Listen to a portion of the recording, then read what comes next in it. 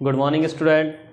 आज हम शुरू करेंगे 2022 का सेट नंबर 2 की सेकंड वीडियो, जिसमें कि प्रत्येक प्रश्न 2 अंक का होगा। तो आप लोगों को पता है कि स्कीम जो है 16 फरवरी से आपकी एग्ज़ाम स्टार्ट है। तो बेहतर और अच्छी तैयारी करने के लिए विज़िट करें हमारे यूट्यूब चैनल डिजिटल टीचर जी पे।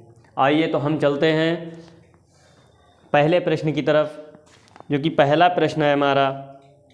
द्विघात समीकरण 3x² - 12x + 2m बराबर 0 के मूल बराबर है, तो m का मान ज्ञात कीजिए। जैसा कि हमने पहली वीडियो में बताया था, आपको एक क्वेश्चन लगाया था, उसमें क्वेश्चन था 3x² - 12x + m बराबर 0। ये प्रथम वीडियो की बात कर रहा है।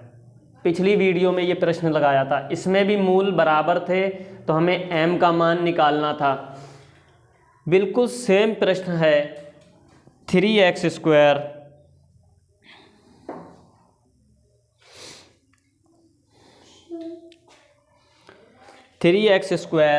माइनस का 12x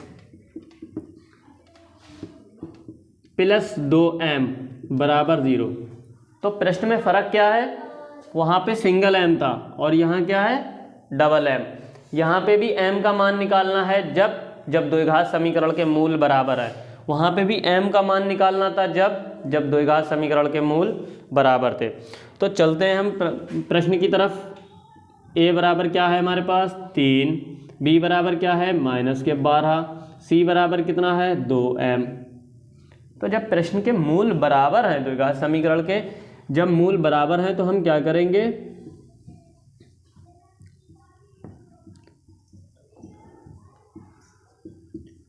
जब मूल बराबर हों तो b² - 4ac बराबर 0 लगाते हैं। b का मान कितना है आपके पास? -12 का स्क्वायर -4। a का मान क्या है आपके पास? 3। c का मान क्या है? 2m बराबर 0। 12 का स्क्वायर करेंगे, -12 गुणे -12 कितना हो जाएगा? 144 -4 तिया 12, 12 दूनी 24 m बराबर 0। माइनस के 24 m है, बराबर के उधर ले जाएंगे तो प्लस के हो जाएंगे। m का मान निकालना है, 24 को भाग में भेजेंगे इधर, 144/24 बराबर m। 12 से काट लें, 12 दूनी 24, 12 बारियम 144, 2 छंग 12। तो क्या मिला हमें? m का मान m बराबर 6। ओके, अब चलते हैं अगले प्रश्न की तरफ।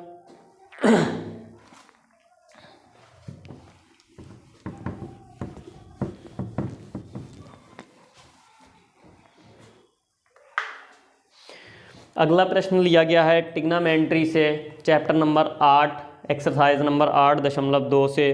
क्वेश्चन बोल रहा है cos² 67 - sin² 23 का मान ज्ञात कीजिए।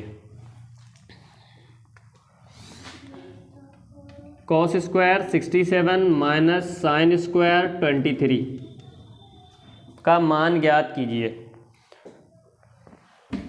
तो हमें पता है एक्सरसाइज 8.2 में हम जानते हैं क्या sin 90 cos 90 मतलब 90 से नेम को चेंज करते हैं, नाम को बदलते हैं। तो हम यहाँ पे किसी एक को बदल लेंगे 90 लगा के, ठीक है। तो क्या करेंगे हम? cos 90 में से कितने घटाएंगे कि 67 बचे 67, तो कितने घटाएंगे हम? 23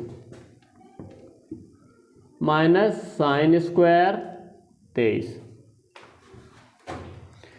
cos 90 से काय में बदल जाएगा? sin² में, और लास्ट वाला नंबर आ जाएगा। आगे ऐसे ही लिख देंगे, उसमें कोई चेंज ही नहीं किया हमने।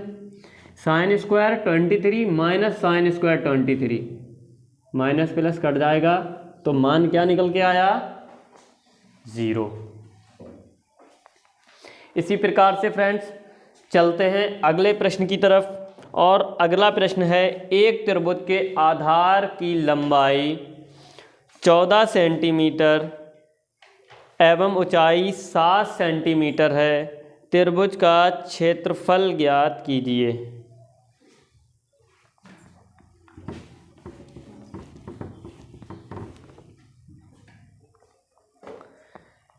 त्रिभुज का आधार की लंबाई 14 सेंटीमीटर, त्रिभुज की ऊंचाई 7 सेंटीमीटर है, तो त्रिभुज का क्षेत्रफल ज्ञात कीजिए।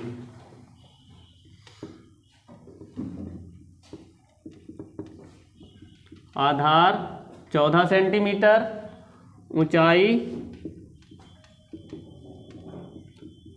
7 सेंटीमीटर, तो त्रिभुज का क्षेत्रफल 1/2 आधार गुणे ऊंचाई। 1/2 आधार है 14 सेंटीमीटर, ऊंचाई है 7 सेंटीमीटर। 2 एकम 2, 2 सत्ते 14, 7 सत्ते 49, 49 एकम 49। चूँकि क्षेत्रफल है तो सेंटीमीटर स्क्वायर में निकल के आएगा। ठीक है।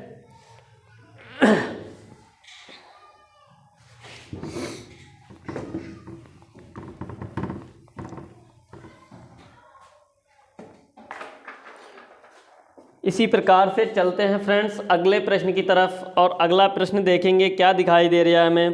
प्रथम 10 अभाज्य पूर्णांकों की माध्यिका ज्ञात कीजिए। प्रथम 10 अभाज्य पूर्णांक कौन कौन से होते हैं?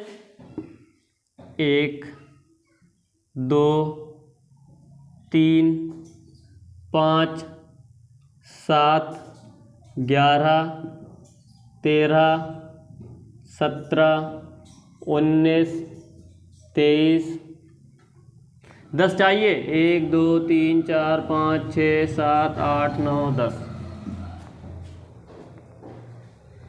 पूर्णांक कितने हैं हमारे पास? 10। तो n बराबर क्या हो गया? 10। माध्यिका के लिए फार्मूला लगाते हैं हम। जब संख्या n बराबर सम संख्या होती है तो हम लगाते हैं n/2वां पद प्लस n/2 प्लस 1वां पद बटे 2। और हमारे पास है n बराबर 10। 10 सम संख्या है, और जब सम संख्या है 10 तो फिर हमें माध्यिका के लिए ये फार्मूला लगाना पड़ेगा।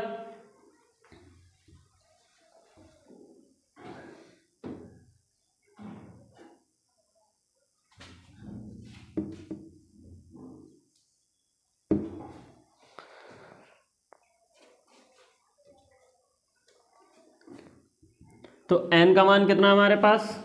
10/2 वां पद प्लस 10/2 प्लस 1 वां पद बटे 2। 10/2 मतलब 5वां पद प्लस 5 और 1 6 मतलब 6वां पद बटे 2। अब 5वां पद 1 2 3 4 5, 5वां पद क्या मिला हमें? 7 प्लस 6ठा पद हमें क्या मिला? 11 बटे में कितने? 2। 11 और 7 18/2। माध्यिका क्या निकल के आई आपकी? 9। हम बताएं आपको माध्यिका का मतलब होता है बीच का नंबर,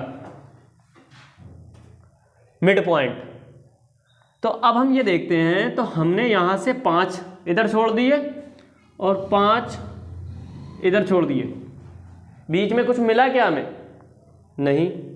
अगर हमारे पास n बराबर विषम संख्या होती, एज ए एग्जाम्पल हम आपको दे रहे हैं, अगर हमारे पास होता 2, 6, 8, 10, 12, तो हमारे पास पदों की संख्या कितनी है? 1, 2, 3, 4, 5, 5 है पद। तो फिर हम क्या करते, 2 पद इधर छोड़ते, 2 इधर छोड़ते, माध्यिका का मतलब बीच का नंबर मिल जाता हमें।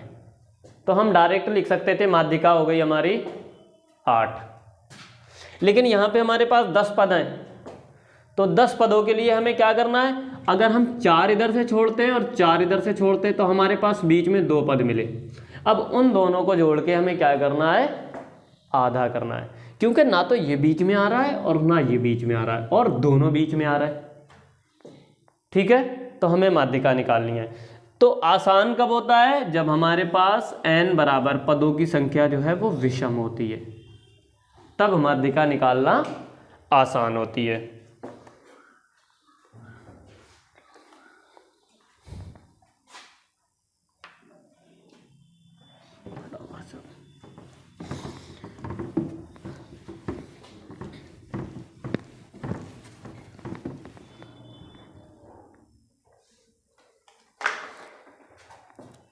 अब चलते हैं नेक्स्ट अगले प्रश्न की तरफ चलते हैं फ्रेंड्स। सवाल कह रहा है संख्याओं 26 और 91 का अभाज्य गुणनखंड विधि द्वारा HCF तथा LCM ज्ञात कीजिए। अभाज्य गुणनखंड विधि, गुणनखंड विधि 26 और 91 का क्या निकालना है? लासा और मासा, HCF और LCM। तो जब हम 26 के गुणनखंड करेंगे तो गुणनखंड तो सभी को करना आते होंगे लगभग, तो 26 के क्या हो जाएंगे? 2 गुणे 13। संख्याएं ध्यान रहे अभाज्य होना चाहिए। अभाज्य का मतलब जिनके दोबारा से टुकड़े ना हो पाए। 2 ना तो 2 के टुकड़े हो सकते हैं और ना ही 13 के। ठीक है, इसी तरह से हम 91 के करेंगे 7 गुणे 13। ठीक है, हम क्या निकालेंगे? HCF मासा, मासा वही संख्या होती है जो दोनों में जोड़ा बनता है। ठीक है, आगे क्या निकालना है हमें? लासा।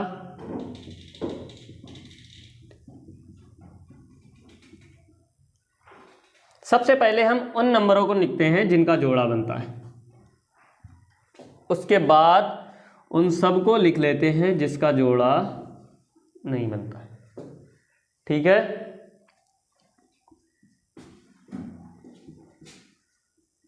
तेरह गुणे 2 सत्ते 14,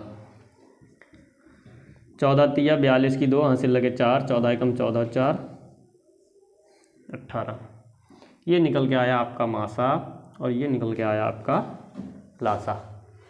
ठीक है।